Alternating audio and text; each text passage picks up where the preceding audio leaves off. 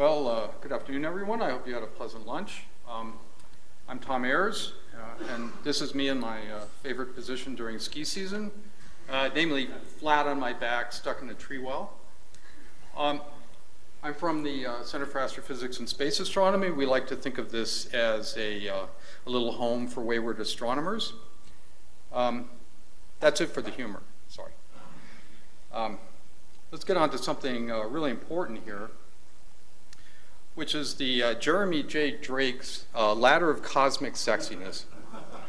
And so what I'm going to be talking about today has to do with the stars and the sun, which, as you can see, are at the very bottom of this ladder of cosmic sexiness.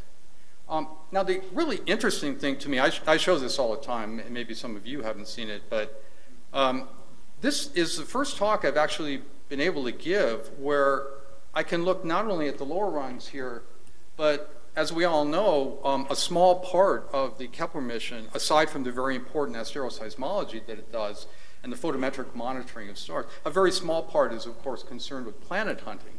And that's way high on this scale. So this afternoon, I'm going to talk about stellar activity.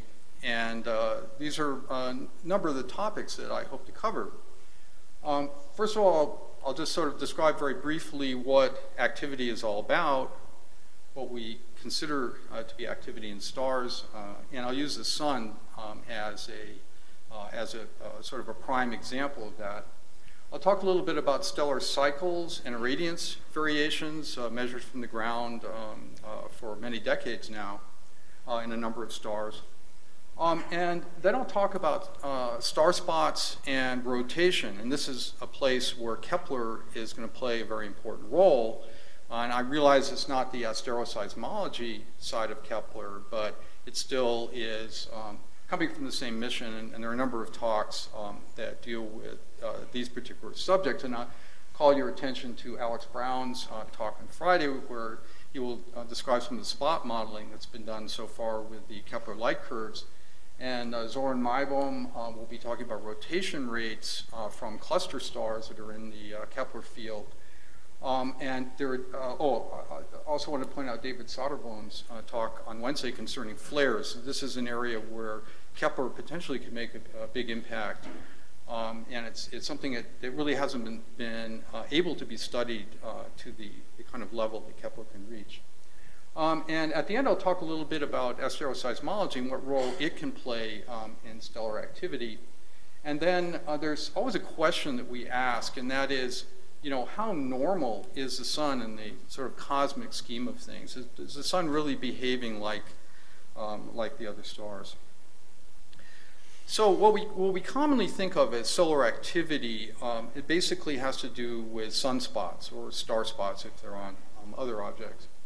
And so here's an image of the sun at solar minimum, and you can see that there's nothing blemishing the face of the sun, but at solar maximum, there are all these dark spots on the surface. And as you all know from Astronomy 101, these regions that are dark on the solar surface host magnetic fields that can reach several kilogauss in strength. And here you see an iron line out in the near infrared that's completely split in the umbral field. So when we think of star spots and sunspots, what we're really talking about is the magnetic field of the sun. And as you all know, the magnetic field cycles with a period of 11 years, and it's actually 22 years, called the HAO cycle, when the north-south polarity reversals of the field are taken into account. There's a more subtle aspect of solar activity, and that is the migration of spots over the course of the cycle. And the spots appear at high latitudes at the beginning of the cycle, and as the cycle progresses, the spots emerge at progressively lower and lower latitudes. And that's reflected in these so-called butterfly diagrams that track the emergence location, emergence latitude of sunspots during the course of the cycle. And it's these two patterns, the oscillation of the sunspot number and the latitudinal migration of the spots that are the sort of the two main characteristics of the solar cycle and of solar activity that modelers are attempting to understand and explain. Now, one of the reasons why we're so interested in activity is that these magnetic regions on the surface, here seen in the different polarities as black and white, print through to the outer atmosphere and cause remarkable disturbances in the outer layers of the solar atmosphere, and in particular cause heating up to millions of degrees in the corona, and this compares to the surface temperature of around 6,000 degrees of the sun. And it's that X-ray emission and far ultraviolet emission that is so important to the cottage industry, actually more than the cottage industry, particularly here in Boulder, of space weather, and indeed is rather important to the early development of planets in stellar systems when the stars that host those planets are very, very young, and their X-ray emission and far ultraviolet emission is very, very intense. So we see this coronal emission, this million-degree emission, very clearly in the extreme ultraviolet, and there have been a whole series of experiments on a number of spacecraft, such as SOHO and TRACE, and more recently the Solar Dynamics Observatory, that observe these emissions over the course of time. And here we see from the SOHO satellite, from the so-called EIT experiment on that platform, the sun as it appeared in 1996 during the minimum of solar activity, and then later on in 1999 towards the peak of the activity cycle. And you can see at the peak of the activity cycle, there's a substantial number of rather bright regions on the solar disk. These are coronal active regions, and these overlie the sunspots, which are dark in the photosphere, but now the magnetic loops that overlie these sunspots are quite bright in the corona.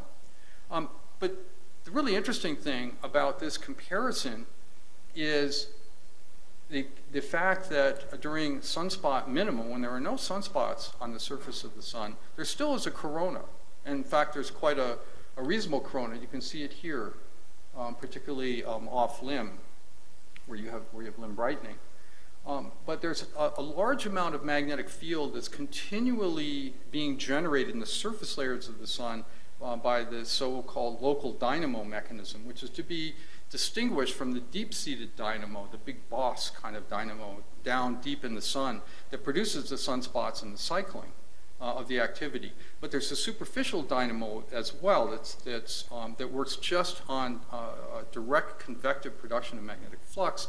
This is operating all the time. It makes a lot of small-scale magnetic loops in the solar surface, some of which become heated and appear in these coronal diagnostics. So, and this is actually very important to the kind of star spot modeling that we like to do with Kepler, because when there are no spots on the surface of a star, that doesn't mean that the star is completely lacking activity. It's just there's a basal level of activity that remains. So in the HR diagram, and hopefully you all know this as well, we see activity signatures, star spots, coronal emission and X-rays, far ultraviolet emissions, basically in just this part of the HR diagram, the cool half of the HR diagram. And in fact, most of the activity we see is concentrated along the main sequence. Once you get up into the giant branch, the atmospheres of these objects become so extended that they tend to sort of muffle the activity that undoubtedly occurs down closer to the surfaces.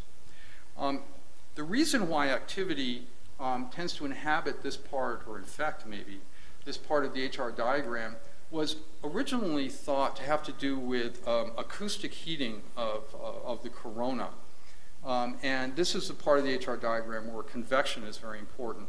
But it was quickly realized that, in fact, the dynamo needs convection. The dynamo is powered by convection and by differential rotation. So it's not an accident then that activity is concentrated in the cool half of the HR diagram, where convective zones are prominent in stars. Now, for many decades now, beginning back in the 60s with work that Olin Wilson started, calcium emission has been measured in a fair number, several hundred stars, sort of persistently over decades. And many of these stars, all of them the late-type stars, show solar-like behavior. And here are some examples. Here's a star that goes up and down very much like the sun. In fact, it is the sun. And this was measured by the Solar Stellar Spectrometer at Flagstaff that Jeff Hall and his collaborators have been working on. And so you see the calcium emission rises and falls with the solar cycle. The more sunspots are on the surface, even though the sunspots are dark, they're surrounded by these bright plage regions that emit copious amounts of calcium emission. And so you see sort of a rise in calcium emission in lockstep with the number of sunspots on the surface. Very curiously, in addition, if you look at records of the total irradiance of the sun measured by various ACRIM-like instruments, you find that the sun is actually brighter in its total integrated luminosity at the peak of the sunspot cycle when there are more spots on the surface. It's a very counterintuitive result, but it's held true over several cycles now.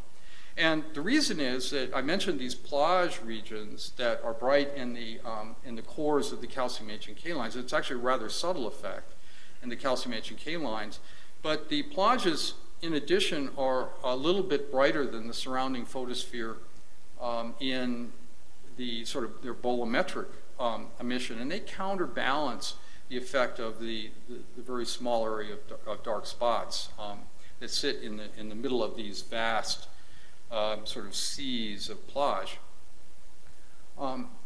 And so at the minimum of the solar cycle, when there are no sunspots on the sun is just a little bit darker. Here's a star, I think it's 107 Piscium, and it also shows a more or less solar-like cycle over roughly the same period of time. Although the amplitude is quite a bit larger, here it's only 10 millimagnitudes, and here it's more like 50. So this is a more substantial cycle. But as measured in the visible part of the spectrum, this object also shows a positive correlation between spottedness and bolometric luminosity. Actually, it's not bolometric luminosity in this case, and that's an important point that I'll get to in just a moment. But these are measurements in the visible part of the spectrum in the B and Y Stromgren filters. So it's not the whole bolometric luminosity, but the effect is still seen. And I mean, just to convince you that other stars do have cycles, here are a number of observations from the Solar Stellar Spectrometer, and here's the sun for comparison. And you can see many cases where there are quite clear cycles, this one a rather short one, and some longer-term variations, like here and here and here, that are more solar-like. And then occasionally you see objects that are flatliners, so perhaps in some sort of a minimum of their activity cycle. And so you can make diagrams that show how this variability is dependent on things like stellar color or surface temperature and the strength of the chromosphere. So the stars up here have very powerful chromospheres, and the ones down here have very weak chromospheres. The closed symbols refer to those stars that show significant long-term variations. The open symbols show stars that are these flatliners that show no sensible or measurable variations in their calcium emission. And you notice that the ones that are in perhaps a state similar to what the sun experienced back in the 18th century, or 17th century actually, in the Maunder minimum, these are stars that show that sort of flat-line behavior in calcium H and K, and they're all at the bottom of the diagram, they're all relatively inactive. it was subsequently realized that many of these objects are actually up here in the HR diagram. They're subgiants and therefore relatively older in an evolutionary sense, probably spinning much more slowly than the more main sequence kinds of objects. So you can make even more diagrams, as Rich Raddick and Gary Lockwood and their collaborators have done, showing how the long-term variation of these cycles, sort of the amplitude of the cycles, depends on chromospheric activity. And so here are the more active chromospheric stars up here. And they also show larger amplitudes of their variability. And here's the sun right in the middle of the diagram. Here's a comparison of the cyclic photometric variation in these two Stromgren bands as a function of chromospheric activity. And here the open symbols are stars that vary like the sun in the sense that they're brighter in these filters at the peak of their cycles. And the filled circles are stars that are darker in their integrated band luminosity here at the peaks of their cycles. And you can see the sun falls a little bit below this sort of general trend line. Well, of course, it's a logarithmic scale, and so the effect is somewhat muted by that. But there's a cautionary tale here, and that is that these measurements were done in visible filters, which only subtend a small part of the spectrum. The solar measurements were done by a bolometric total irradiance monitor, which looks at the integrated spectrum of the sun. So we don't really know, based on these stellar measurements, what's happening in the infrared or in the ultraviolet in areas that do impact the total solar radiance. So some of these comparisons have to be taken with a bit of a grain of salt. But the main purpose of showing these types of diagrams, and here's short-term variations as a function of chromospheric activity, main point of showing these is that the sun sits right in the middle, more or less, of these distributions and appears to be perfectly normal. Now, I threw in these couple of slides because my favorite two stars, Alpha Centauri and B, were mentioned a number of times this morning from the asteroseismology point of view.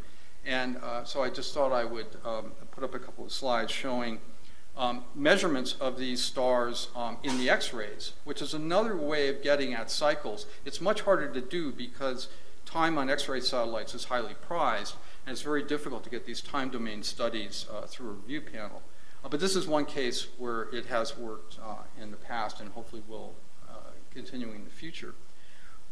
So here is a sort of a streak diagram of the X-ray emission of the Alpha Centauri A and B system over a period of time, over basically the last decade, from year 2000 up to the current year. And so it's a binary system. The two stars are orbiting around each other, and they're also moving through the sky due to their high proper motion. It's a very nearby system. It's only 1.3 parsecs away, so it's really quite nearby. And this is Alpha Centauri A, as seen in X-rays, and this is Alpha Centauri B. Alpha Centauri A is a solar twin. It's a G2 star, very, very similar to the sun. Slightly different, but for all intents and purposes, a solar twin. B is a little cooler and less luminous. It's a K star.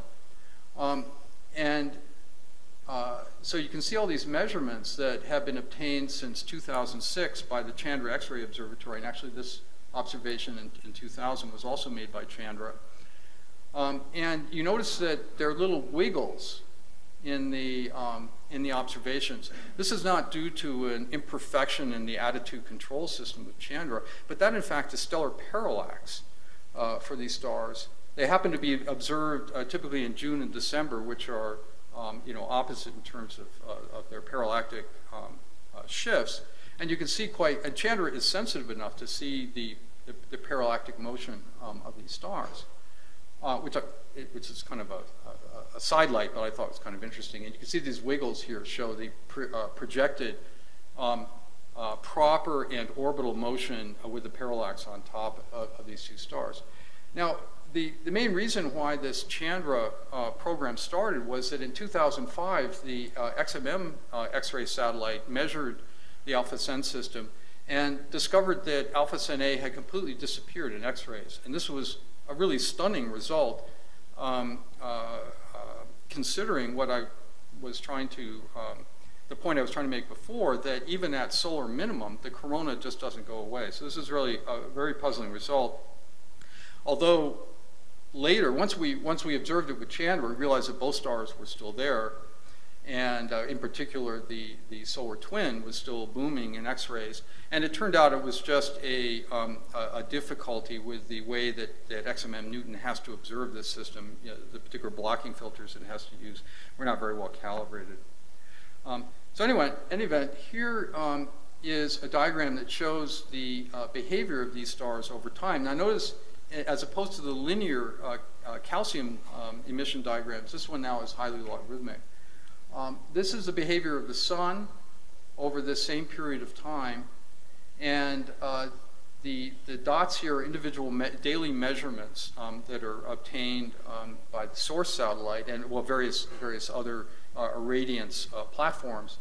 And it refers to this X-ray band out at a sort of 0.2 to 2 keV. So it's out in the soft X-ray part of the spectrum.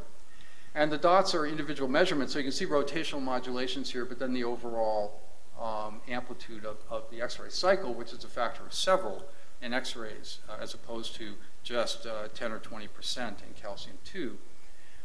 And the yellow curve and the dotted extension here is the overall behavior of the cycle averaged over the last several cycles in X-rays. And here is the actual cycle of the sun, and you see it tails off. Didn't show that nice steep rise coming from cycle 23 into cycle 24 that was predicted. In fact, it started more or less flatlining, almost like a Maunder minimum, but then began to pick up in 2010. So these red dots here are for Alpha Cent B, the K star, and you can see that it has a very nice 8-year cycle. The blue dots are for Alpha Cent A, and you can see in the Chandra it's basically been flat. And maybe there's a long-term cycle, but this might be an example of an object that's in a Maunder-like minimum. And this is an invitation, basically, to all of you people who look at Alpha Cent A and B in the asteroseismology sense, that there are interesting things that are kind of going on. Let me just mention the rotation age activity connection, because this is relevant to activity, and that is the sense. Well, here's the famous Scumanich diagram. This is a paper that Andy Scumanich published back in 1972. It's probably the most quoted paper in the cool star literature, and it basically shows the decay of calcium emission with age of stars, going from very young stars, 100 million years old, up to billion-year-old stars, and then stars that are age of the sun at 5 billion years. And also shows the decay of rotation at the same time. And the decay of rotation, the decay of activity, of course, are strongly correlated through the dynamo mechanisms. The faster a star rotates, the more magnetic flux it builds in its interior and erupts into the surface, and the more calcium emission is seen. And this rotation activity connection is also manifested in the X-rays with very steep power law, although there's a saturation at the highest luminosities, or the highest rotation rates. And in subcoronal tracers like carbon-4 in the far ultraviolet, you also see this nice correlation of rotation and activity. So the faster a star rotates, the more activity it has, but the more activity it has, generally, it is thought, the stronger of a magnetized coronal wind that the object will have. And that wind sheds angular momentum and therefore causes the star to spin down. So activity has this sort of built-in, or the dynamo has this built-in negative feedback mechanism that causes stars to spin down in a very predictable way over time. Now, speaking about stellar rotation, you know, because of the rotation activity connection, stellar rotation is obviously something we really want to measure. But it's pretty tough for stars. I mean, you can do spectroscopic analyses, measure the projected rotational rate. But really the best way is to get a rotation period through monitoring some surface feature that rotates around the star, and you know, and track that with time. So here you see, what was that? Oh my gosh. Here you see a couple of star spot groups on this sort of nearby unassuming star, and you can see these plage regions at the limb that become visible. You can also see evolution of these spot regions. It's quite remarkable. There are things happening all the time. This is something to keep in mind for those of you who are trying to model the rotation of stars using Kepler. So here's some Kepler light curves. Here's a 1.6-day rotator, and there's a little day, or actually it's a week clock here. Here's a 3.4-day star, and you can see the remarkable structure in these light curves. Here's a flare. You see these asymmetries that change over time. The amplitude changes. Here's a slower rotator, 4.6-day period. You see flares, but they're weaker now.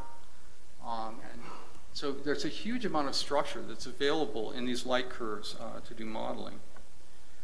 And I just want to emphasize the changes that can occur in these active regions. You see there are motions that are much faster than the rotational motions, or faster than differential rotation. So these have to be taken into account. Here's some efforts to model some of the Kepler light curves, and you can see the spot distributions on these objects are asymmetric and evolve over time. This is a great diagnostic.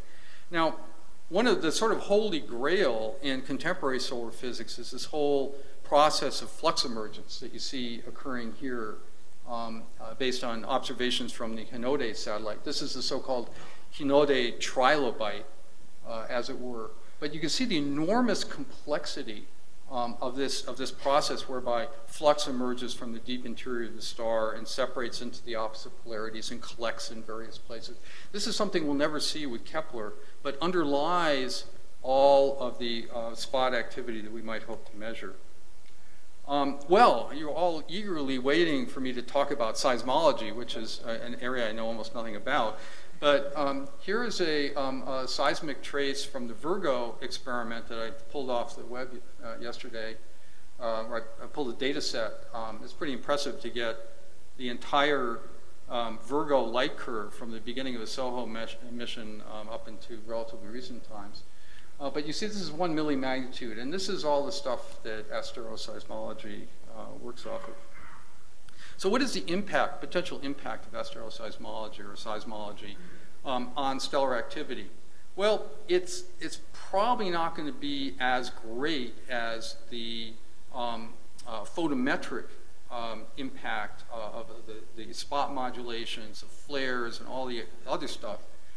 But there are mode frequency changes that have to do with how much magnetic flux there is inside a star. So in principle, you can track a stellar cycle, and this has been done with CORO by Garcia and company. You can measure rotation and perhaps even differential rotation from mode splittings. And there's a nice paper by Karnoff and company in the monthly notices that talks about all these different things. Something very important is convection zone depth to get at the sort of fundamentals of the dynamo mechanism. And we heard this morning about age, stellar age, and again, the age activity rotation connection. And this is highly demanding, however, on the precision of the acoustic frequencies. This requires very long observations, bright stars, so you get high signal to noise. And in fact, according to Karnoff and company, the sun and sun-like stars are actually in the opposite of the sweet spot, sort of the sour spot, for doing these kinds of measurements, and they may be more advantageous in stars of other kinds. I just want to finish here with some sort of recent studies of the solar cycle using seismology and other techniques. And I'm sorry, I apologize for the quality of these things. This is from a press release this past summer at the Solar Physics Division meeting. But there are these latitudinal zonal sort of winds on the sun that vary over the course of the cycle. And they're basically torsional oscillations. And you can follow these things for many cycles.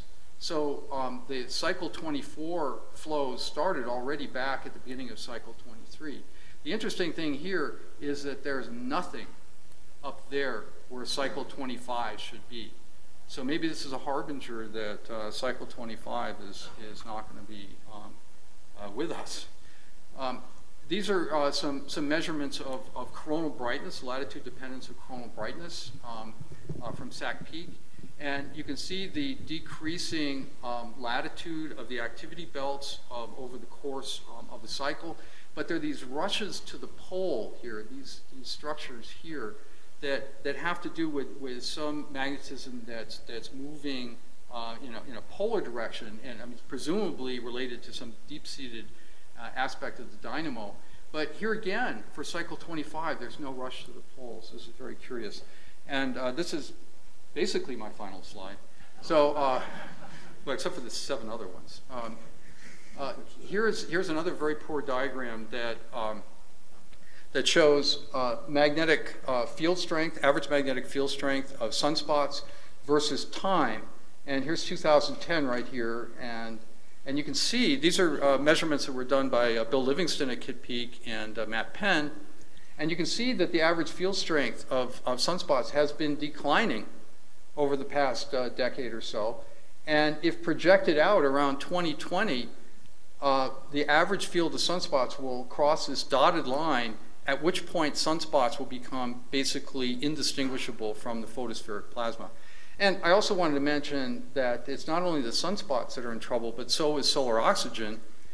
Here are reports of the, in blue here, of the oxygen abundance over the last several years, starting 1990 to contemporary times. And you notice the solar oxygen abundance is dropping too, just like the magnetic fields in the sunspots.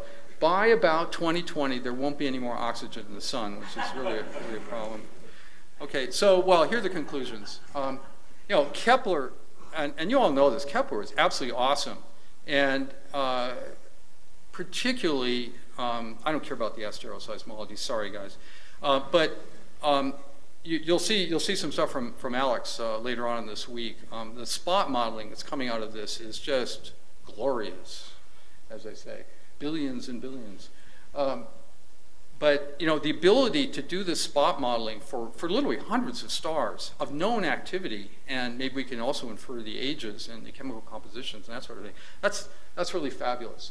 So that's going to be the main contribution of Kepler, these spot modulations. However, asteroseismology does play a role, and you know, maybe we'll get differential rotation rates from asteroseismology that we compare with the surface rates that are deduced from the spot modeling. But mainly it's the internal structure for all the stars that are being observed by Kepler.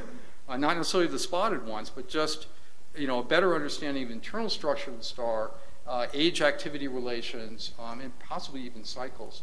And then there's this other possibility, it's more remote possibility, and that is, well, Kepler is a high-precision experiment, but its absolute accuracy is not very good.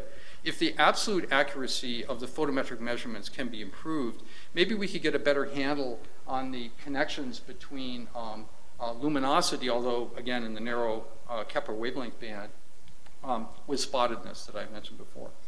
Thanks for your attention.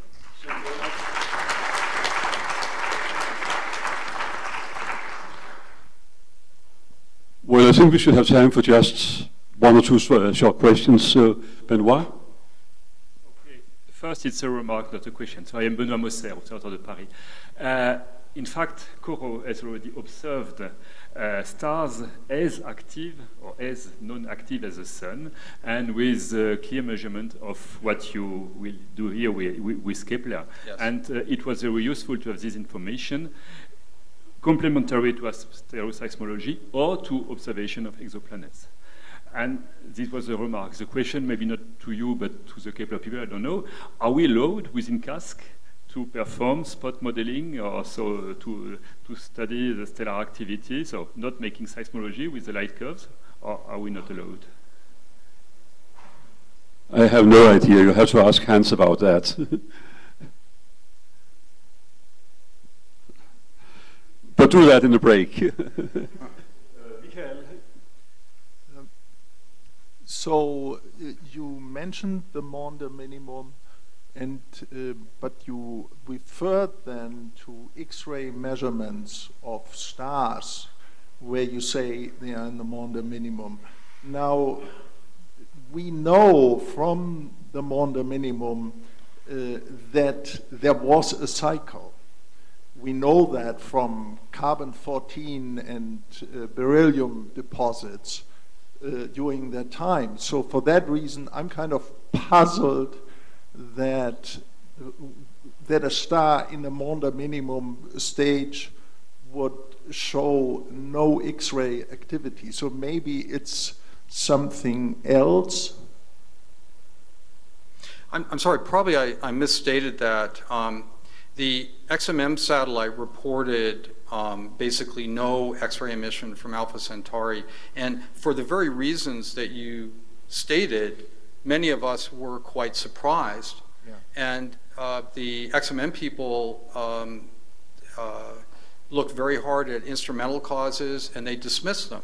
However, just a few months later, we observed Alpha Centauri with Chandra, and we found quite a strong source at Alpha Centauri. So, and then a subsequent spectrum of the star, of the two stars, showed that basically all of the hard X-ray emission, and that is everything above about half a keV, was just completely gone in Alpha Centauri. And this is what XMM Newton was sensitive to. However, all the soft X-ray emission below half a kilovolt was still there. And in fact, some of the lines, like iron 9 and 10, 171, 175 angstroms, were actually brighter. And what had happened was that the Alpha Centauri corona had just sort of cooled off from about 2 million degrees to 1 million degrees. In other words, the components of the corona that, the emission measure in the corona that usually is present above 1 million degrees had just vanished. But there was still a corona and there was still X-ray emission. And I don't understand why at 1500 Gauss sunspots would disappear altogether. I don't believe that either, but yeah, that's what the authors reported. Because it's still 5 times equipartition field strength. So I thought that a kilogauss was around equipartition. No, 300 Gauss is equipartition. I'm sorry? 300 Gauss is equipartition. Oh, interesting. Sort that out later. Travis, you had a question? You mentioned that it would be really powerful to have these spot measurements for a large sample of stars with known activity. But in general, I think we won't know the activity of the Kepler stars, or will we, and how? That's actually a very good question. It would require sort of dedicated observational programs targeting specific Kepler stars to measure the calcium properties or even to get ultraviolet and X-ray emission. This is being done in a very limited way for a small number of objects with Hubble, for example, and in a somewhat bigger way with XMM Newton.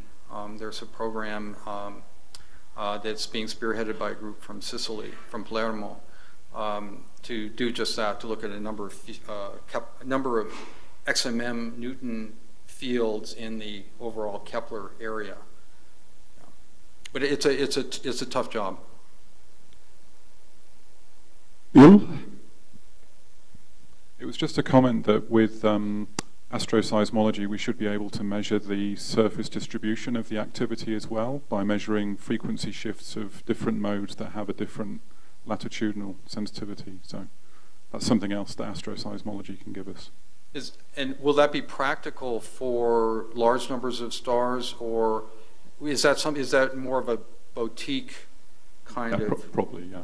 Yeah, but still, yeah, it would be enormously valuable to be able to compare that with the types of spot models that come out of just the raw photometry, because there are lots of ambiguities, as you well know.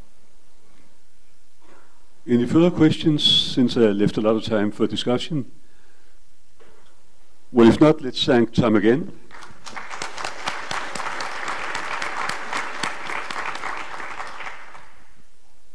And the next talk is by Margarida Cunha from Porto, talking about convective cores and solar type stars. I can find it.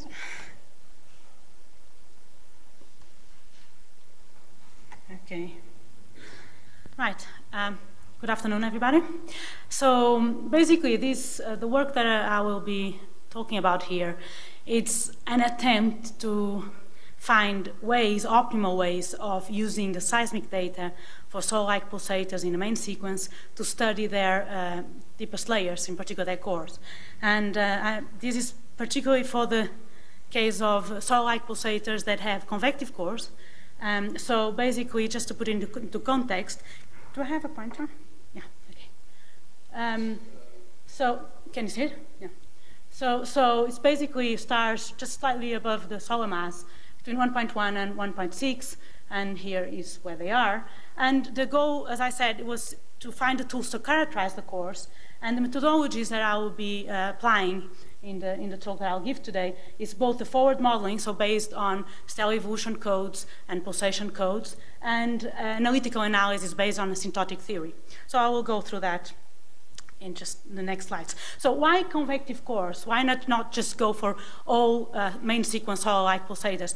Well, the bottom line is that it's probably easier to detect the signature of the core in these stars. The reason being because the sound speed profile, in this case, in the inner part of the stars, has a characteristic shape which might introduce signatures that are easier to detect in the oscillation frequencies. So here, I'm actually not plotting the sound speed, but I'm plotting the sound speed square for reasons that will become more obvious later. But in the 20% inner radii, and this is for different evolutionary stages of 1.2 in this case, solar mass star. So from the ZAMs to the TAMs, and the white and the red just correspond to both two stars in the TAMs with different amounts of overshoot.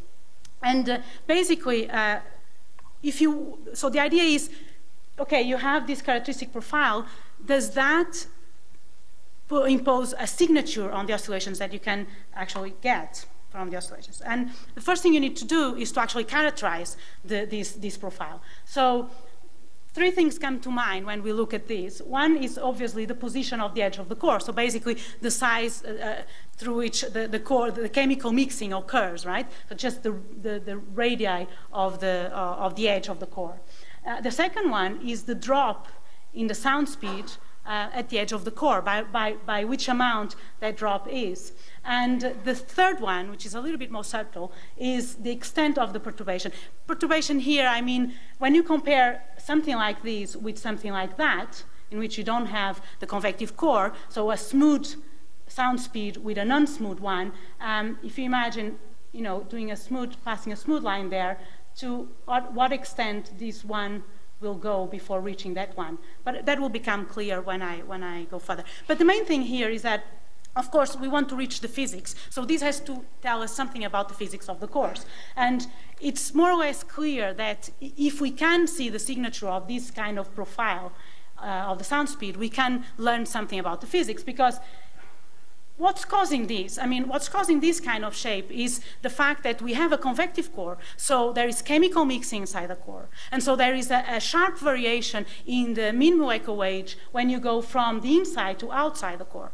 That sharp variation, mean molecular weight, translates in a sharp variation in the sound speed. And of course, the waves are sensitive to the sound speed, and so they will feel that sharp variation. So we hope, and we hope to see that in the observations. So basically, the physics that we may want to, the information we may want to extract from here is things like stellar age, because of course, if the amount by which this varies depends on the change in mean molecular weight from inside to outside the core, then it will tell you something about fraction of main sequence age, right, or hydrogen content that is still left in the inner core.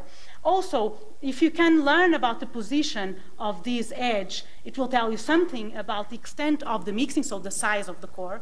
And we may even hope to learn something about the details of the mixing, because here you have a very drastic change, but you can imagine that if, for instance, you have diffusion, that the change will not be so drastic. And so we could hope to learn something about the shape of the profile here.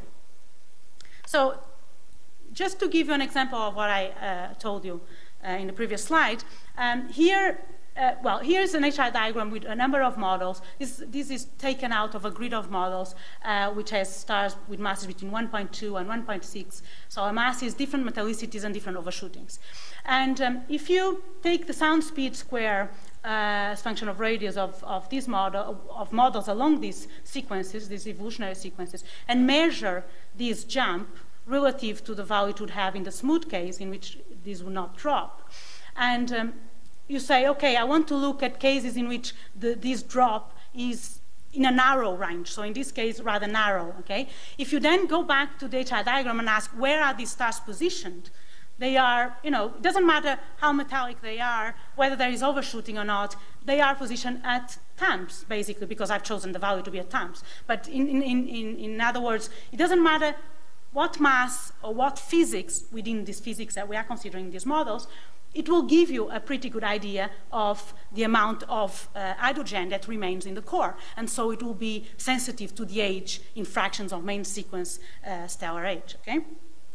So the questions I would like to address, well, there are many questions that we can think about, but the three that I would like to raise are the following. So on one hand, the first question is, can we expect this kind of profile, specific profile of sound speed, to have a signature in the oscillations?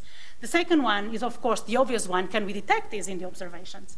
And the third one, again, a little bit more subtle, is can we disentangle the different physical effects and the different characteristics of the sound speed profile if we see these in the observations? So can we distinguish what is a bigger core from what is an older star based on what we can detect in the observations? And in this talk, I will concentrate on the first and last question, and I do hope that Victor in the next talk will be able to say something about the second one, because he's been looking at some Kepler stars to see what he can see. So, with the first question. So we want to know how would the frequency of oscillations be perturbed due to the fact that we have this very characteristic sound speed profile in the inner, in the core. And so when we talk about perturbation, we need to say perturbation in relation to what? So that's what I was mentioning earlier. So this is one of the models I've shown before, the one that was somehow in between ZAMS and TAMS. This is the white one. Now it's sound speed, not sound speed squared. And the red one is what the sound speed profile of my smooth model. So that's what I'll be comparing it with. So it's a model that is exactly like the true one, except that I've removed from the sound speed this sharp variation. And so that's on the left-hand side. And then on the right-hand side, what I show in white is the difference between the two models in terms of relative sound speed square. Okay, so one is the white minus the red, except that it's sound speed square and is relative to the red value. And that's the white here. And the red one is just a fit to this. So this is the form of the perturbation. Basically, you have no perturbation outside the core. The perturbation is also zero, very close to the core, and then there is a jump, and then it returns back to zero. And so the red line, the fit, which is the analytical fit I will use to study the perturbation to the oscillations, is actually a very simple analytical expression. It's just a step function, and then you subtract from the step function a power law to put it back to where it should in the beginning. And it basically depends on three parameters, the ones that I mentioned before, but that are now well defined here. So the amplitude of the jump, this A delta, which comes here only, and then this extent of the perturbation, which appears in several places, and the position, basically in radius, of the edge of the core. Okay? So these are the three parameters that enter the modeling of the perturbation. And then the question we want to ask is, okay, now we've modeled the perturbation in sound speed square. Now what we want to know is, how will the frequencies be perturbed due to that? So we take our frequencies, we say our frequencies are basically the frequencies of a smooth model, complete smooth model, so with no drastic variations in the stratification, plus perturbations that occur in the envelope, say because of the base of the convective region and helium ionization region and so on, plus the one where we are looking for, which is the perturbation due to that variation of sound speed, rapid variation in the core. And so this is what I will be looking at. And the way you can calculate that perturbation is by doing, basically, we can do an asymptotic, so we take the equations for the oscillations. I will be doing these only for L equals 0 modes. Two reasons for that. The first one is that those are the ones that go deeper in the star, and so these are very small cores, and so those will hopefully be the ones that feel this effect more strongly. Also because it's much simpler, because then you don't have to worry about calling approximation, and you can do it exactly, right? I will use an asymptotic analysis that, bear in mind, it has to be valid near the turning point of the mode, because these cores are very small, and so the edge of the core is very close to the turning point, sometimes beyond the turning point of the oscillations. And then, variational principle, the usual way I calculate the analytical perturbation. I mean, I don't want you to look at the details of this, obviously. I just want to point out that when you calculate the perturbation, of course, the parameters that characterize my perturbation come along. And you see that the jump, that variation, the amount by which a sound speed square changes relative to the average one, it comes ahead here and only here. So the larger that jump is, the larger will be the perturbation to the frequency in comparison to the smooth model. And then it's harder, just by looking like this, just by inspecting like this, to see what will happen when we change the other two parameters. So that's what I'm going to do next, to try to show the effect of the other one. But before that, let me show you the case of a particular case for a 1.3 solar mass star. This one has the edge of the core at 90% in radius.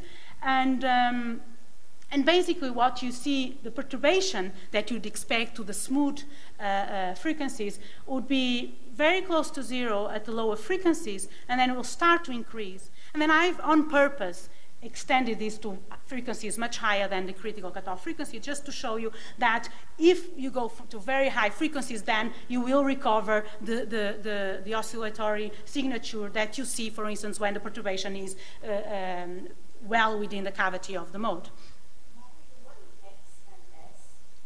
Oh, x is a variable, which is, I can show you in this diagram, actually.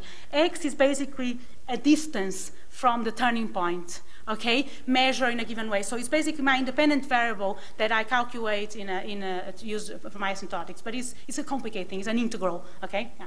And, okay, so this is the kind of signature you would expect to see. Now the question is, do we understand it? So that's the first question we should ask.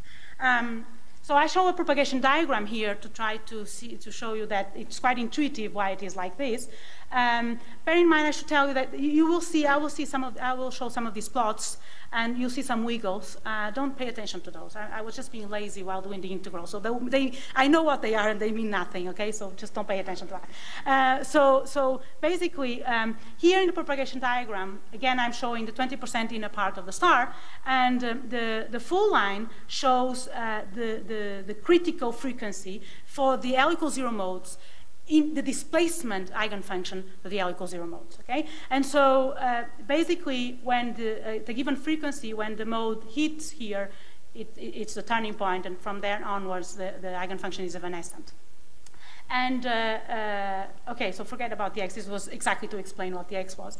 And here I'm showing the position for the case of this model, which is slightly different from that one, by the way.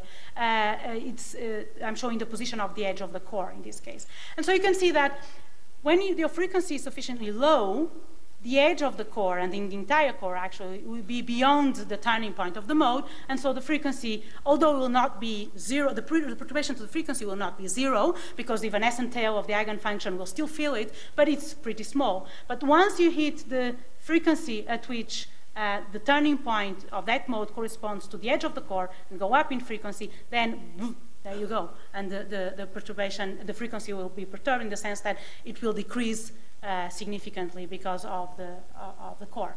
And then if you go still higher in frequency, eventually your mode will have a frequency high enough that it will recover the same phase at this region, and then the cycle begins. Things repeat and repeat. If you could go as high in frequency as you wish.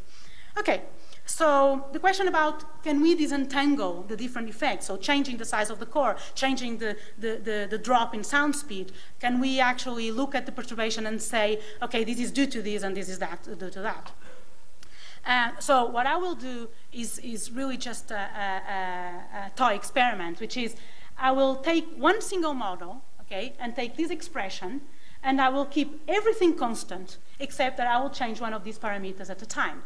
So bear in mind that that doesn't happen in models. When you change model, everything changes together, and I will go for that in the forward approach later on. But right now, what I want to see is a functional analysis of this expression, okay? So let's start with changing just the size of the drop in sound speed square, okay? And this is, the red line shows one with a smaller drop, 0.08, and the white line shows one with a larger drop. And I mean, bear also in mind that typically in the observations, what you'll be seeing is something around this region, okay? So we do not hope to see beyond that, okay? So from the point of view of the region of observation, changing the amount by which the sound speed drops changes your slope on the observation. So the slope, at least in the frequencies, due to these perturbation due to the core. Now, when instead you keep everything constant, but you change the extent of the perturbation, that's the two lines compared here. Again, the red one is the one with smaller delta, and the white one is one with a larger delta. It also changes the slope. So you immediately see that there is a problem here. It's hard to disentangle between these two. Although, if you look at the typical characteristic range of A deltas and of big deltas in stellar models in a big grid, you will see that these will affect much more than this one here. Okay, so the change in slope will be mostly related with the change on the A delta, so on the variation in sound speed, rather than the extent of the perturbation, but will also be contaminated by that. Now, the other interesting thing is see how things change. Forget about the wheels. How things change is when we change the position of the edge of the core. So when we increase the core or decrease. And here I show that for 40, keeping everything else constant. Okay, just change. It's a functional analysis of that expression. That's what it is.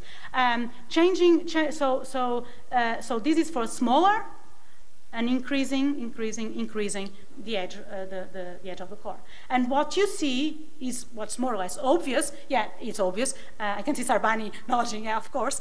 So basically what you see is that the frequency at which the perturbation starts to be felt decreases, and then also the distance between, if you could see the cycle effect, the difference between the peak, so the period of the cycle behavior will get shorter. Of course, we can understand that because of what I've just said before. So for smaller cores, we are here. You need to go higher in frequency for the effect to start to be felt. In a bigger core, you don't have to be as high in frequency for the effect to start to be seen, and so on. So that's all pretty obvious. The question that we should ask is, can we compare, and how should we compare models with different sizes and so on? And so we can look for a scaling between these, okay?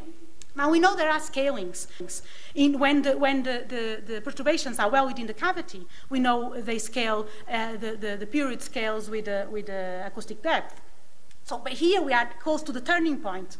So things are not so simple. And so, but we can look at that expression, analytical expression, and see if there is an obvious scaling there. And in fact, there is. You can show easily that the expected scaling, it goes, I wrote it here because you can probably read that very well, goes with frequency over frequency, the critical frequency to the power of 2/3. Okay? So now if we go to further high in frequency, this scaling wouldn't work. What would work would be the acoustic depth. But here, close to the turning point, what works is a scaling of this type. Okay, so we put all together if we plot it like that. And we can go further and ask whether we can scale the amplitudes. How can we scale the amplitudes as well to get self-similar perturbations? And basically, it's again the same thing. The scaling goes with mu d to the power of 2/3. Okay, and so you can actually you may have a way to compare, to do differential analysis of convective cores if you want, by putting together I'll go to that, but different seismic tools that can be used to try to extract this information and finding this mu d, right, by adjusting. Now, of course, bear in mind this is hard because we only see part of this curve, okay? So that is the hardest part when we want to deal with the observations, that we won't see this beautiful thing. We only see part of it, okay? Nevertheless, it's good that we understand that. So now, for the forward modeling, and see what I'm going to see is whether I can we can find any of these behaviors and apply any of these scalings in models, okay? So these models were computed with Aztec plus adipose for the frequencies, and the characteristics consider the ranges, so it's 1.1 to 1.6. The overshoot, 3 different overshoots were considered, and you can see that there were quite different metallicities, so the whole range that Kepler is expected to see. And the seismic diagnostic tools that I will be using to try to find these signatures, because of course what I was showing before was the perturbation to the frequency, but we don't see that. What we can do is build seismic diagnostic tools, so combinations of frequencies that hopefully will isolate this perturbation somehow, or at least give us the information about this perturbation. And so I will be considering 3 different seismic diagnostic tools: the traditional D02, so traditional small separations, the D01 and D10, which will be used together, which basically combines modes of L equals 0 and L equals 1, and then a ratio that combines D02 and D13, and which has been shown to be the one that is more capable of isolating this perturbation, although it has the problem that it involves modes of L equals 3, and so it's very hard to use it for Kepler data. That's why I'm going to be using all of them. So starting with the scaling that I've just talked before, and just to remind you what I've just shown, and let's go to the models. So here I'm taking again the same models as before. These are about 10 models, all of them in TAMS, all of them with similar perturbation in relative sound speed square. And this is, okay, so this is for the quantity, so this is the same that is here. It's from that quantity that I mentioned that we hope isolates the perturbation, but somehow it's difficult to get for Kepler stars. And here is when we plot that quantity. I'm multiplying by the large separation because I want to actually compare it with the D02 and the D01s, which are not ratios, they are actual separations. But anyway, it won't make any difference for what I'm going to show. So basically, this is what you get when you do it versus frequency, and when you apply the scaling, this is what you get. So the scaling seems to work more or less, okay? So it looks better than comparing this way than in comparing that way. It's not perfect. We didn't expect it to be perfect because, again, here we are changing everything at a time. So these models don't only have different sizes of the core. They have different sizes of the core, different, well, actually they have relatively similar amplitudes, but they have different extents of the perturbation. So the thing wouldn't work so well, but we can hope to use this kind of scaling to extract something. Then for the slopes, just to let you know, because this is very important, how you measure the slopes, okay? Now, here what we want to do is a proof of fact, and so we are going to do this in a way that is very clear, and then I will discuss in my last slide what are the implications in terms of the observations. So the way that is very clear is to say, okay, there is a slope. Here I give the example for the D01, okay, which is something that you can observe in Kepler stars. You can calculate from the seismic data in Kepler stars. You have the characteristic signal. Note that this is not just a perturbation. This is the perturbation plus a lot of other stuff, because it's actually taken from the seismic data, well, seismic simulated data. And so what we'll be doing for measuring the slope is to measure the slope at maximum absolute value. Okay, so there is a place where the slope is maximum in absolute value. That's our criteria to measure the slope. So we're doing that in the same way to all the stars. Now, in this case, we might, this is the new max and this is the critical cutoff frequency. In this case, you probably wouldn't be able to measure it there. You might actually see some of these modes, but most likely the observed modes will sit here. So in some stars, it will be impossible to measure that. But we wanted to have a criteria that is the same for all models so that we can compare them. And what I show here is for the 3 quantities, so for the one that involves the L equals 3 modes, for the D01s and for the D02s, when I calculate the slope in this way, in the same way for all models, then the slope versus the jump, which is a measure of the content of hydrogen in the core, you see there is a clear correlation. There is a lot of spread, especially when you consider more evolved stars. The red ones are the models that I've shown before, so the ones that I've shown from the beginning. So they are very close to TAMS, they are very evolved, and so the jump is quite large. So at the first half of the main sequence, let's say, the spread is smaller, so there is a very clear correlation Here you have stars with all these masses, all the overshooting and all the chemical composition, everything together. So you can see that the correlation works relatively well, even if you consider changing everything together. And for the D01s, which we hope to calculate, the thing seems quite similar. For the D02s, the spread is large, especially at the models, less evolved models. Now, but of course, the question one should ask is, but we won't be able to measure the slopes of all these stars using this criteria, so where the slopes reaches the maximum. So what fraction of these stars here one would actually hope to have observations that cover the region of maximum slope, okay? And so that's what I'm showing the next two plots. So this is for the D01 again, both of them. In this case, I'm showing the stars from the plot before, so the stars from our grid, in which the frequency at which I was taking the slope, so the frequency where the slope is maximum, lies within nu max and nu crit. So it's larger than nu max and smaller than nu crit.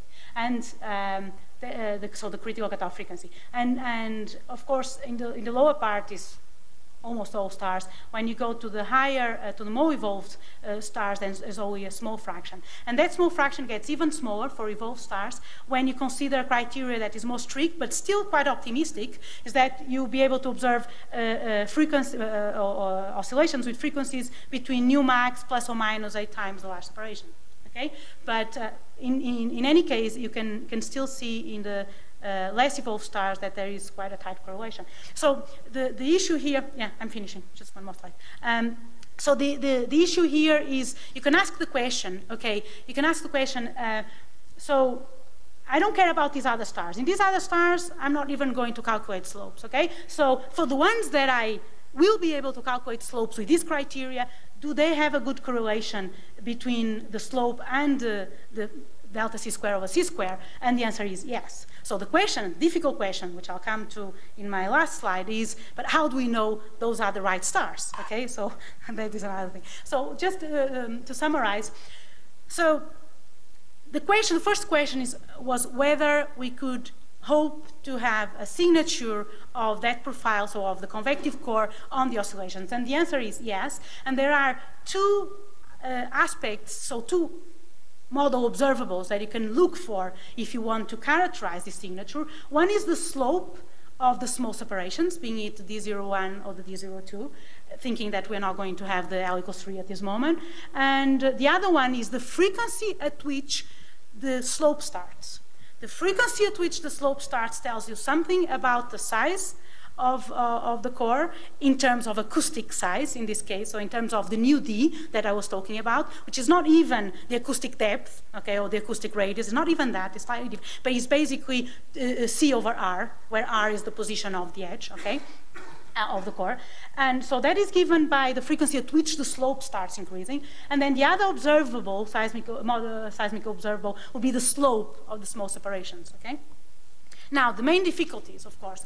One of the main difficulties is for many of these stars, as you saw, especially the more evolved ones, the criteria that we've used to calculate the slope, and be aware we need, if you want to compare different stars, you need to use the same criteria to calculate the slopes, otherwise you're comparing different things, because the curve is not just straight line, it goes like that, right? So if you're comparing these with that, you'll have a problem, okay? So for many of those stars, the criterion that was used, that was the most obvious one, is not within the observable range. So how do we get away from this problem? Well, we may want to look at selections of this grid based on certain properties and try to see whether for that selection, say with the same large separation or with the same mu max or from the global properties, the same metallicity or the same mass, whether we can actually get another way to compare slopes in which the slopes are not taking at this maximum. So that the curves are sufficiently alike that we know how to compare them. That's one way out. But of course, the most difficult question is, even for those stars, even we know there is a fraction of stars in which we can observe the region of maximum slope, how do we know those are the stars that we have? And again, what we need is, because we don't have the whole curve, if we had the whole curve, if we had the maximum and the minimum, that would be great. And so The way here is again to look at samples of this grid and see if there are common properties that tell us, for instance, for this metallicity, we hope to see the same region for all stars, and so that is the way to compare and start to do some differential approaches. And so I should also like to say that there's a lot of analysis, further analysis to do, and that many of these, well, actually the forward approach that I presented was done by Isa Brandão, so she's there if you want to talk with her about that. Thank you. Thank you.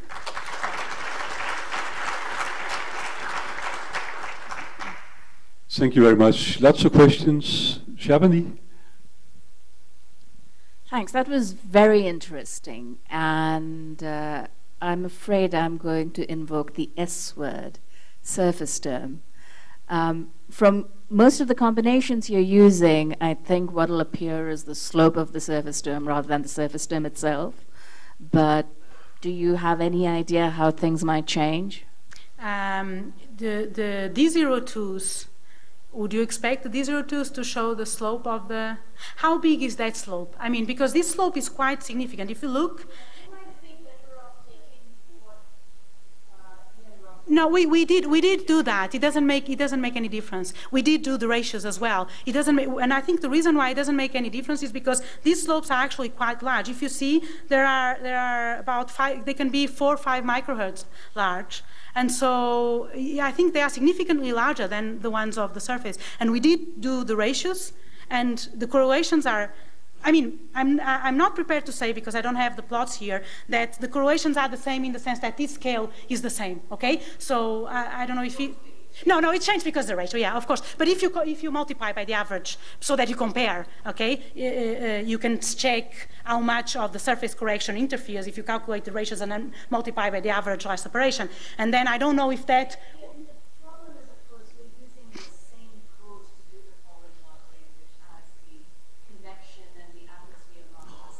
Yes. So you really need to compare it with either use the same curve in a different atmosphere model before you can actually say that you're not going to have it there. Okay, that's a good point, and we should do that. But let me just add something here, which has to do with this quantity here. Okay, this quantity here actually should get rid of the surface corrections.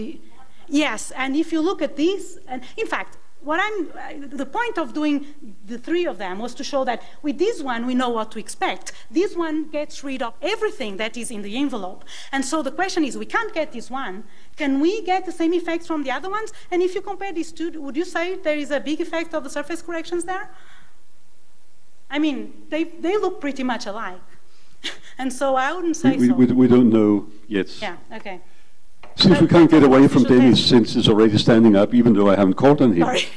So Dennis is very impolite, we all know that. But anyway, Dennis. You said that you don't know which stars for which you actually have the maximum slope within the reasonable range. Mm-hmm. Can't you just take the derivative? Well, the issue is that you have enough, sorry, let me go up. Do you have, if your observations are here, it can be beyond it, you see? If, for instance, in this case, nu max is here. So imagine you're only observing, say, 5 frequencies before and 5 after, okay?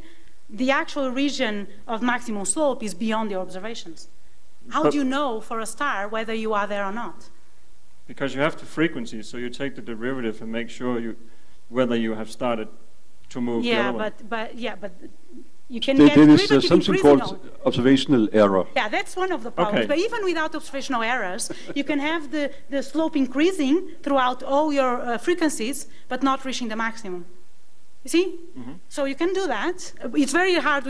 Isa was playing with that, and she can tell you how hard it is, especially when you consider the errors. But even if you had no errors, if your observations lie here, your slope will just increase to the last point, and you don't know how bigger it would get if you could get more frequencies. You see what I'm saying? Or am I not understanding your question? Another question. Dennis, I think we should give Tim a chance also to say something.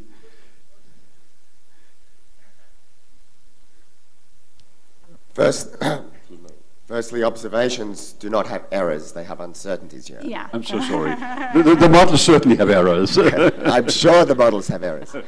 Margarita, I'm very happy that you're using the 0-1 small spacing. And the reason I'm happy is because of these bloody F-stars we heard about this morning, where we cannot resolve 0 and 2. Mm-hmm. So it may be the only small spacing we have is 0-1, except that it's not 0-1, it's the average of 0-2 and the average of 1 and 3. But that's a quantity you can easily compute from your models, yeah. It's just a weighted average. So I would encourage you to have a look at that and see if that is also a sensitive diagnostic. Okay, so average of 0-2 and average of 1 and well, 3. A weighted average, because you have 3 is very weak, 0 and 2 are about the same. Do you know what weight you should use in that? Yeah, our Procyon paper has an appendix discussing this. Yeah. I'll check it. Okay, well, thank you very much, Margarita.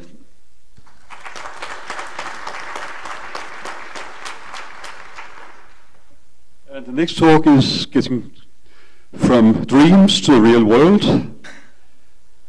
Victor, I don't have my glasses on. Victor Silva something? Aguirre, thank you, yes. It's going to talk about something which I can't read either, but it's probably up there. Right. Can you see the dot? On there? Okay. Okay, thank you for being here.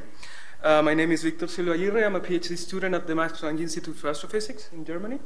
And today I want to tell you a bit about the work that we have been doing with these collaborators here and some others in P18, which is the quest for convective cores that I show here. Unfortunately, I don't know if I'm going to be able to give you that many answers. I'm probably going to pose much more questions than anything, but with so many clever people in the audience, I'm pretty sure you're going to help me to figure out what's going on in here. So a bit of introduction. So convective cores, why do we care? I think that's the first question. And we know that we have in stars different types of mixing processes. Some of, as I mentioned, they're overshooting, diffusion, rotational mixing, etc. And these mixing processes, they have impact on the observable quantities, say the normal observable quantity, luminosity, or log G, effective temperature, surface abundance, etc.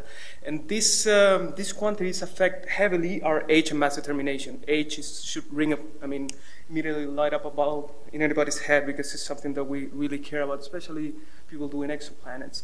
And what we learn about the main sequence will be important to understand more advanced evolutionary stages, such as, for instance, the helium flash that Tim Betting knows much about. So we need to know really what happens in the deep interior, and of course seismology is probably the best tool to do this, right? That's what we're all here for. And we know that we have seismic tools that allows us to prove the core. That's basically what Margarita spoke about in the previous talk. And I just want to refresh them and promise these are the only formulas I'm showing in the whole talk. So again, these are the frequency difference, the D01s, proposed by Rockford and Bonosov in 2003, and the frequency ratios, which are just ratio of those quantities respect to a large frequency separation. So the first ones are sent in 0 and the other ones in 1. So we can take this as a full sample and plot them on like one big quantity. And these are very sensitive to the deep interior. So first of all, what determines the size and the existence of a mixed region in a star? So at least what we believe in stellar evolution models is that we have a convective boundary definition criteria. The one that we use usually are either the Ledoux or the Schwarzschild criteria. One of them takes into account gradients in the molecular weight, and then the other one doesn't. So basically these are telling us how big these convective zones are. And we can have mixing. So we assume that these convective zones are fully mixed. And beyond the formal boundary of these convective zones, we can have some mixing. And the most common way of that is what we call overshooting. Okay? So we just mix some certain amount beyond whatever formal boundary we define. Okay? So in terms of evolution in the Kiel diagram, what difference does it make? So what I did here is I did the models, one with the Ledoux criteria, one with the Schwarzschild criteria, and another one with overshooting of a 1.3 solar mass star. And I tried to see if there was any difference in the log G TF diagram. So this is evolution. You see I pick models with the same value of the large frequency separation.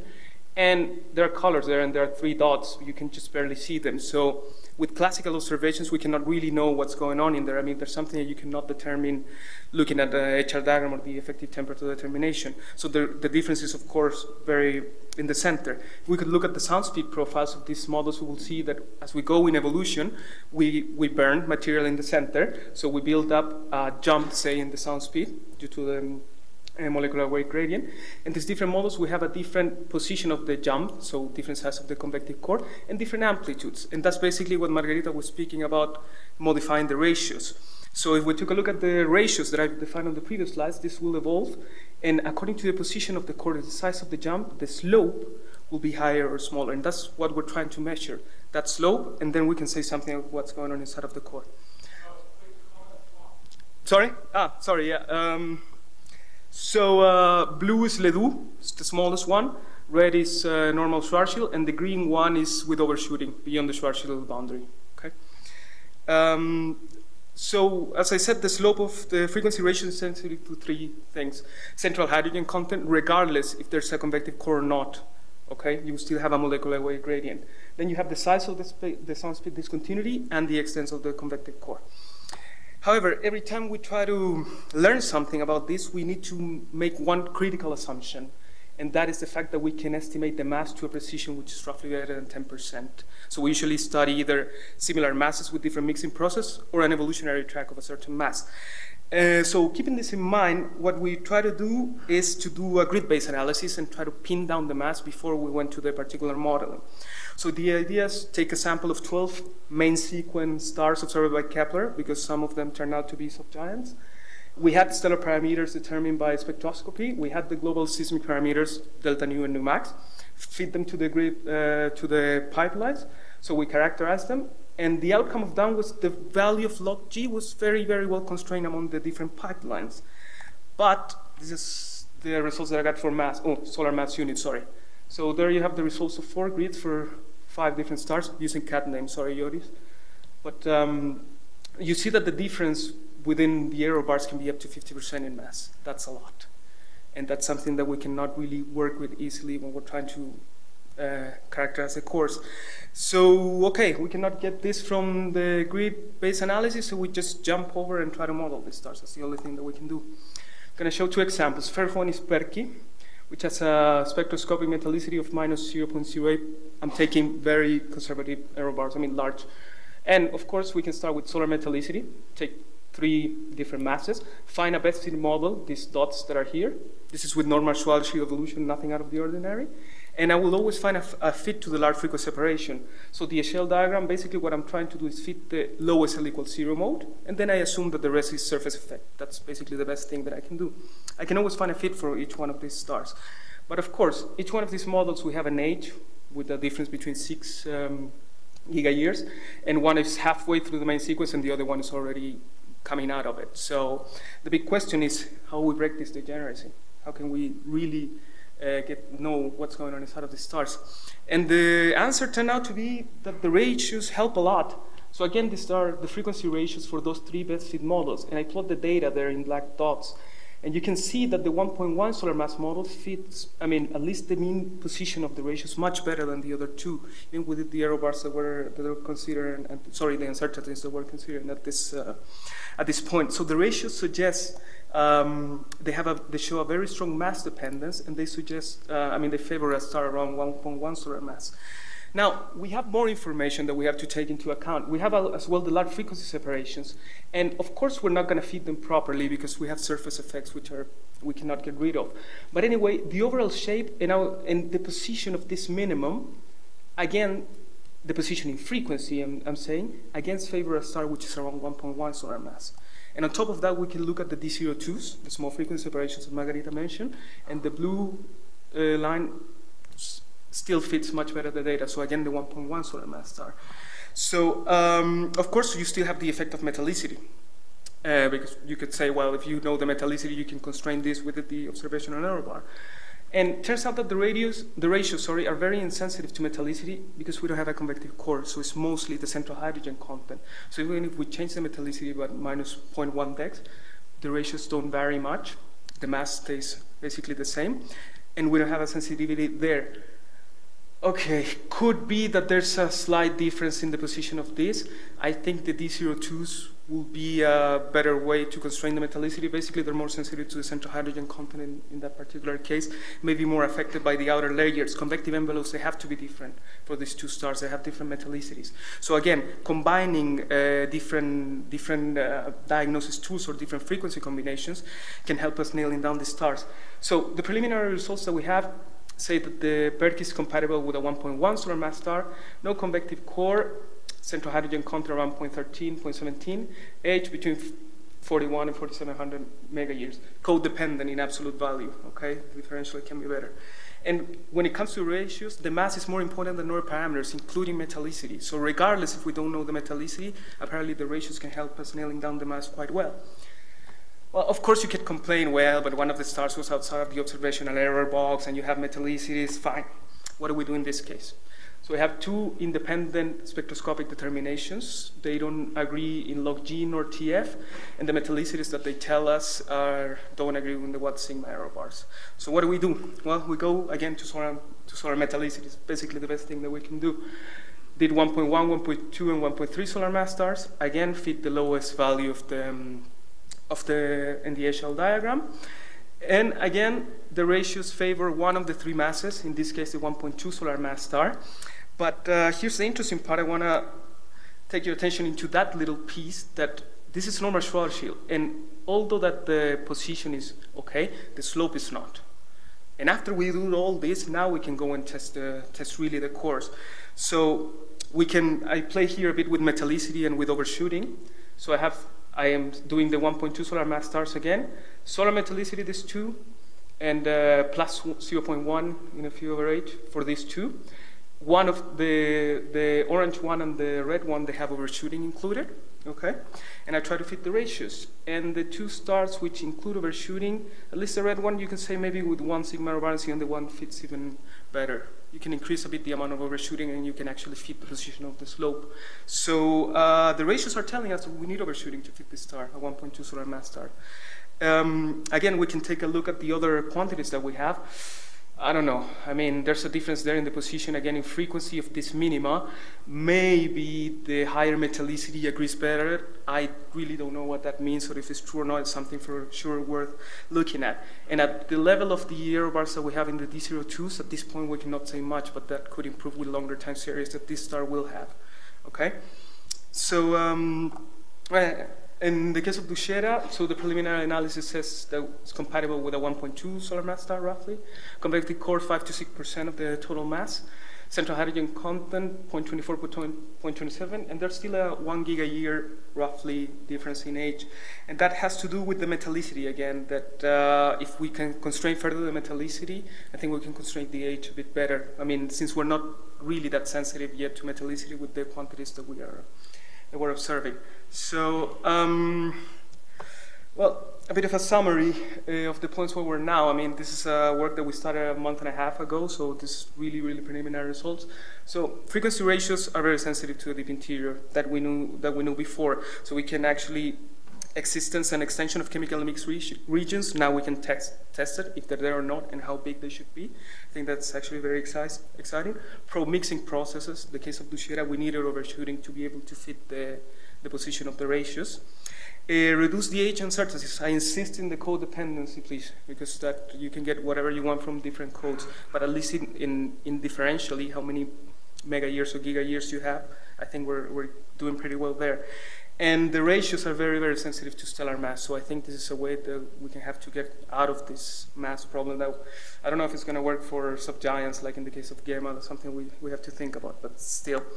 My last slide, I just wanted to speak a bit about maybe a global approach in seismic modeling that I think we should move forward to. Okay, let's take it as a leap of faith if you want. But from what I learned from this is I cannot just think about the cores and forget about the rest. I mean, I can probably find a model that fits the core with overshooting or whatever, and I'm not gonna get a good fit in the second differences, or sorry, in the D02s or in the large frequency separation. There are of course the spectroscopic data, but that's something that we're trying to avoid. We have constraints, as I said, from different quantities, ratios, difference, and there might be others that we haven't explored. And they have different sensitivities to different input parameters. I mean, I did some tests, and we're sensitive also to the mixed length parameter. We can be sensitive to diffusion. So it's not only these processes. And this is something that we haven't done today. And I mean, up to now we haven't done, and we really need to figure out how this thing works. And think about the inverse problem, because now we're usually taking the spectroscopic determinations, assuming they're okay, we use them and we get a best fit model. But I think at some point we will be able to favor a particular spectroscopic determination. I mean, we're already doing it with log G. And I think we can reach the point where we can actually favor, maybe with the large frequency separations, there's something there in the outer layers, we can favor maybe metallicity and actually effective temperatures. And keep in mind, always constrain first the global properties, large frequency separation, for instance, log G, and then go to test the detailed physics. And keep an eye on the outcome of P18, because I think we have a lot of interesting things that are going to come. Thanks.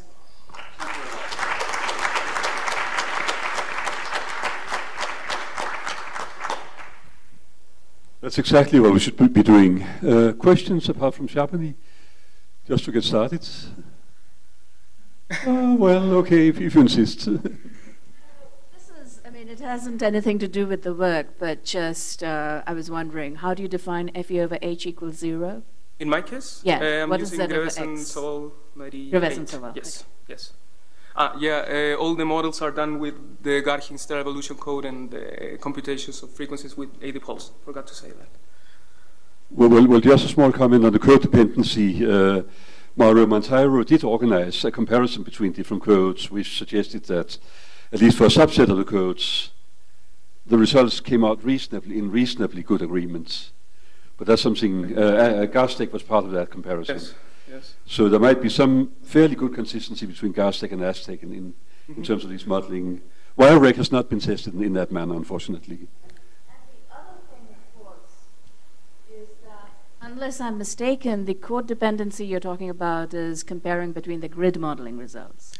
When you speak about in ages? Yeah, No, I mean... No? You mean you're talking about detailed modeling? If you do detailed model, I mean, of course, among the grids, there are large differences between ages. But if you do one particular star with different models, you always get large, you also get, I mean, I remember from Gemma, we got very large age differences.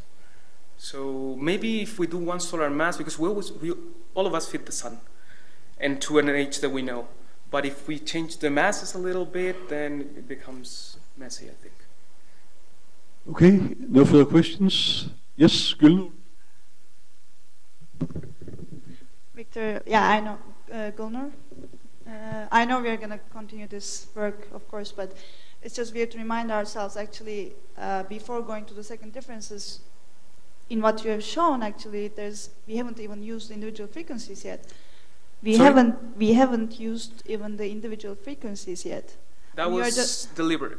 I didn't want to do it. Yeah, I followed that, but before, I mean, you are introducing a degeneracy that is actually not there to begin with. I mean, first we have to use whatever we can do, and then blame the rest for the surface effects, but not only the lowest ones, right? I'm not sure. The thing is, when we do a chi-square to the individual frequencies, and we know they're affected by surface effects, and we know we cannot model the atmosphere and the surface in general properly, if we get a good fit, say a very good chi-square, we are somehow lying. So, I mean, we are tweaking the model until we fit the frequencies properly, but that means that some part of the model we're missing that is in the star. So we are fitting something that we cannot model, so we have to compensate that somewhere in the star, and I don't know where that is. Yeah, so I rather use, at the point that we're now, I would rather use quantities that we know that are almost unsensitive to the surface conditions. If you get a very small chi-square for a main sequence star, or that means that you are doing something, say, wrong with the other part of the model to compensate, maybe in the center, maybe in the position of the convective envelope. I agree we should use the frequency ratios, whenever possible, but after checking still the individual frequencies first, because now we are trying to model without using the data, basically. No. I think you should find that out between yourself, and I'd be happy to be the referee. So thanks again, Rita.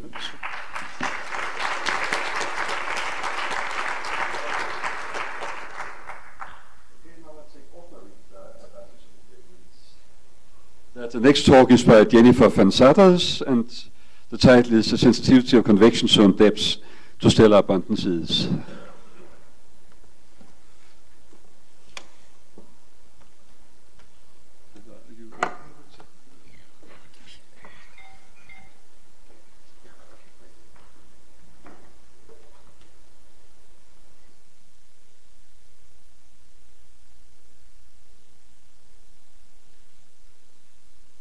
All right, so my name is Jennifer Van Satters, and I've been working with Mark Pinsnow and Travis Metcalf on probing the sensitivity of the depth of the convection zone to stellar abundances. And so the way that we learn about where the convective boundary is located is through the use of acoustic glitches, which come about when you have a change in the sound speed that is sharp with respect to the scale of the modes that you're looking at. And the acoustic glitch manifests itself as a periodic signature as a function of frequency, where the period tells you about the acoustic depth to whatever feature causes a glitch. So the acoustic depth is just 1 over the sound speed integrated over the radii of interest. And the amplitude of the glitch tells you something about the sharpness of the feature. And so in the past, these glitches have been proposed as ways to constrain the extent of convective overshoot, or as a means to constrain the surface helium abundance. But what we're talking about today is trying to use it as a means to get at absolute stellar abundances. So our approach is to use a grid of models. We use the 1D YREC stellar evolution code. And we have a grid with many different metallicities, where we define metallicity in this way, where it's Gravatt and Saval calibrated, but this is, we set our 0 point at the initial solar model, Z to X ratio. And we have a standard set of input physics that's uniform across the grid. And we choose to view the results of these models in terms of variables that are easily obtainable observationally. So we use the acoustic depth of the convection zone in this form here, where it's the acoustic depth normalized by the acoustic crossing time of the star. This makes it easier to look at things on plots.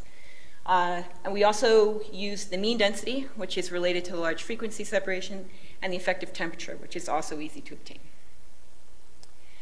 So when we look at our results, the first thing we ask is what dependencies should we expect to see? And clearly the most important thing should be mass, because the base of the convection zone is primarily set by the effective temperature, modified by the surface gravity.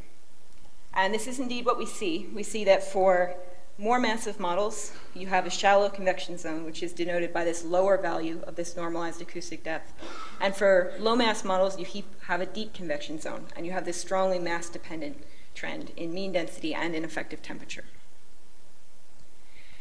When we move on to how composition will affect the location, we note that the mass fraction of metals is small, but that its contribution to the opacity is disproportionate to its mass fraction. So it's actually important, especially at the location of the convection zone.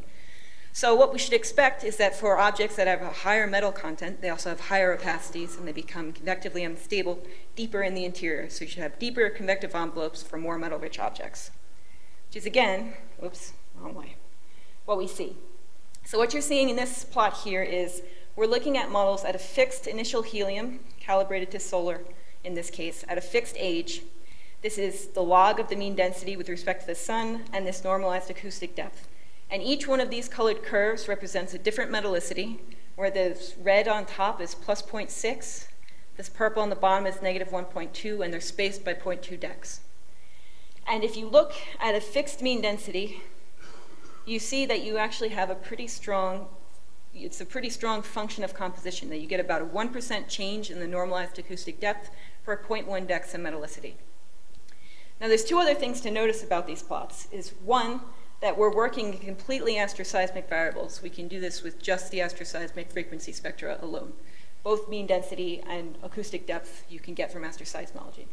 Secondly, we have a strong or moderate age dependence to this relationship between the acoustic depth and the mean density.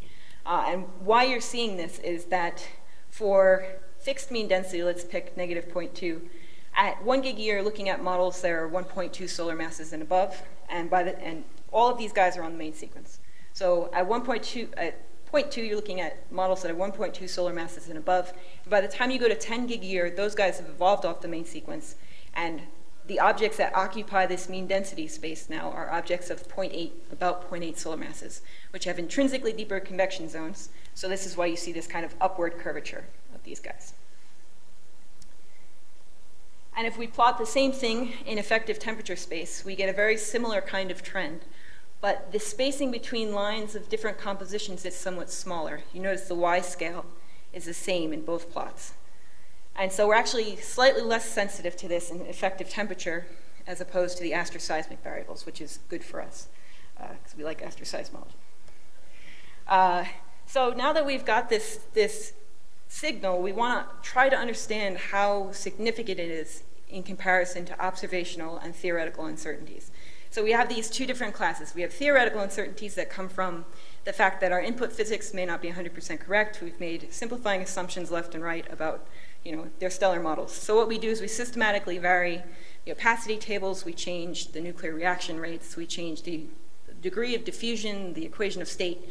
We vary a whole bunch of things and ask, how does it change our answer, and how different is it when we include different kinds of physics? And then there's the observational uncertainties, I should say. Ignore the errors, uncertainties, from our inability to perfectly measure the things that we see. So here we make assumptions about how well we can measure things. We assume that we can get the acoustic depth to within 2%, the mean density to within 1%, the effective temperature to within 100 K, the radius to within 2%, and the age to within 10% of the main sequence lifetime, which we saw age was important in earlier plots. And when we take all of these assumptions and fold them together and ask how uncertain is our determination of composition, we get these plots here, where the black line on top is the line that's the most important. It tells you the uncertainty in the metallicity for a model that, in this particular case, we're looking at something that's solar composition at 5 gigayears. So we see that we can measure the composition to be within 0.15 to 0.3 dex. You're seeing this green line and the orange line are theoretical contributions. The blue and the purple are observational. So the observational uncertainties are somewhat dominant in this particular case, and this is a favorable situation because we have more control. The time scale for improving the observational measurements is probably shorter than, for example, getting a better equation of state. And secondly, you can see that, again, we're better off in mean density space where the uncertainty in the composition is substantially better than in effective temperature. So now that we have this surprisingly sensitive diagnostic from astroseismology of the composition, what can we do with it? And the immediately obvious thing is to go and compare it to photospheric abundances and see if they match. If they do, that's spectacular. That's great. If they don't, we can learn something from it. Either we have the case that there are systematic errors in one or most likely both of these methods, and each method comes with its own separate set of systematics, though. So perhaps through the use of both of them, we can constrain both of them better and understand the systematics inherent in them. Or you have a difference that's due to a real physical process that maybe for some reason the composition at the photosphere is fundamentally different than the composition at the base of the convection zone. Now you can imagine a really interesting place at which to look for this is to take, for example, planet hosts, which are shown to be spectroscopically metal-rich, and it would be really interesting to see if their astroseismically derived compositions also follow this same trend. In general, what we propose as the best method to do this kind of thing is to use pairwise comparisons of objects that are pretty much similar in many ways. So you'd want to take two stars of about the same mean density and same age with what you think are very different compositions and ask, do you see the expected signal in the location of the convection zone? Or take two stars that are of the same age, basically same composition but very different masses, and ask, do you see the expected strong mass trend that we're predicting? And what this helps to do is it helps to minimize your 0-point uncertainties, because there are many, many places where you can imagine that you could systematically shift this entire grid up or down, and that relative differences between different compositions in the grid are pretty precise, but that the whole 0-point offset might be, the whole 0 point might be slightly wrong from different effects. So what I'm going to talk about in the next slide is turns it around a bit. It's again talking about pairwise comparisons, but in this case, I'm going to say, let's assume that when we measure our photospheric abundances, we believe them, and we're pretty sure that they're correct. So now metallicity is a known, and it's not something we're trying to measure. Since we know that composition is not the only thing that affects the depth of the convection zone, we know that things such as diffusion can change its location. Can we learn anything about the physics by using this and inverting the problem and measuring the composition and saying, can we see physical differences?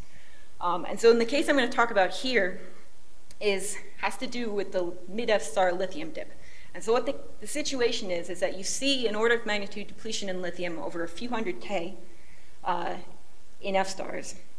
And this is sometimes attributed, or one of the mechanisms proposed to explain it is that you have some kind of rotational mixing event. And this rotational mixing brings the lithium down where it can be destroyed. And so if this rotational mixing event also has the effect of undoing the work of diffusion, you could imagine that maybe if you were cooler than 6200 K in the onset of the lithium dip, you lie along this standard model curve with standard model physics. But as you jump across into the lithium dip, you suddenly go into a model case where you have no diffusion. And models with no diffusion always have systematically shallower convection zones than models with diffusion. And so you can imagine that you go across this pretty discontinuous jump. And this jump is significant at 8 sigma when you include just theoretical uncertainties. When you start folding in observational uncertainties, it ends up being that you need something like 10 pairs of stars to detect it at 3 sigma.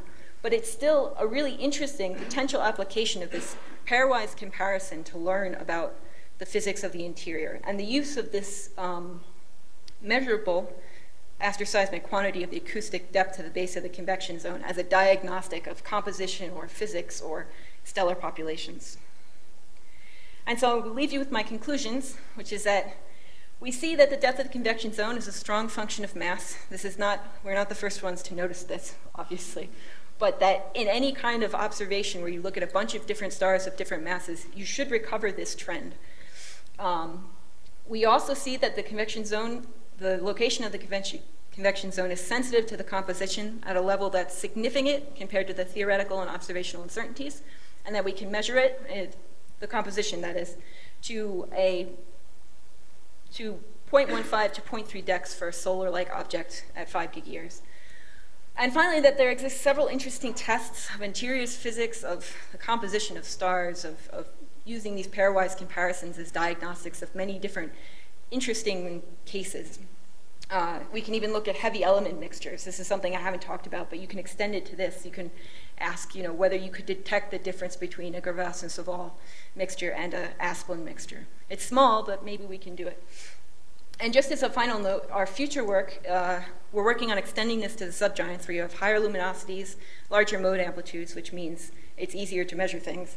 And it's also the majority of the Kepler, of the oscillators in the Kepler sample. And so it's a fruitful region of parameter space to extend our analysis to. Thanks. Thank you very much.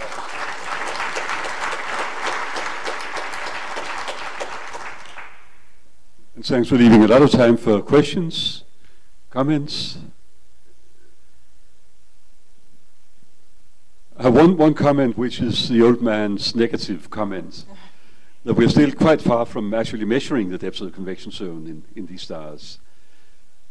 But I'm sure that we don't quite yet know how much data we're going to need to do that. I'm sure we'll get there, but we're not quite there yet. Having the sun telescope would help tremendously, of course. So. But that's another issue. So, Travis? Have you tried just determining, seeing what you can find out about the solar composition from the solar helioseismic observables? We haven't looked just at the solar case. We've been dealing with much larger changes than just the difference between solar and not. Mark is jumping up and down, but comment, Mark. I mean, the only comment is that in the solar case, we actually did look at the solar oxygen problem and found that that was significant in that context. It's about a 1% effect. And the problem in the stellar case is just that the stellar data is unlikely to be as good as 1% in the radius test. It's a small difference in the stellar case. It's down at the level of the theoretical errors, so yeah, it's hard. The second comment is that the idea of doing pairwise comparisons, of course, is more generally a very good idea. Could be extremely interesting, and then one of the strengths of Kepler is that we have enough stars to do that, essentially. So we'll certainly get there. So if there are no further questions or comments, let's thank Jennifer again.